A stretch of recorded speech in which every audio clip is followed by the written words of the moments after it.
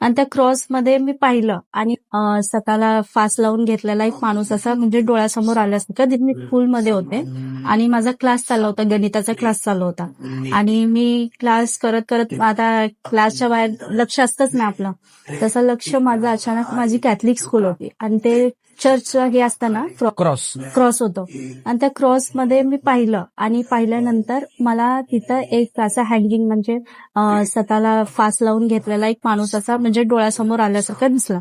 मला दिसल्यानंतर मी शॉक झाले आणि मी जोरात ओरडल्यानंतर मला सगळ्यांनी विचारलं नक्की काय झालं आणि मी तेव्हाच तिथं चक्कर येऊन पडले. मग मी फक्त एकच म्हणत होते, दा मला वाचव. मग त्यांनी काय केलं म्हणजे त्याला वेगळं वाटलं, काहीतरी दुसरा प्रॉब्लेम असेल. मला दर्ग्याला घेऊन गेलो.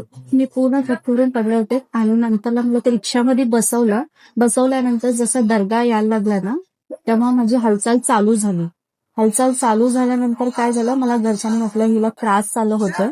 माझे हात बांधले त्यांनी त्यावेळेला की ही पुढे जाऊन त्रास देईल म्हणून. मला हात बांधायचा प्रयत्न केला, मी हात सोडला त्यावेळेला सुद्धा.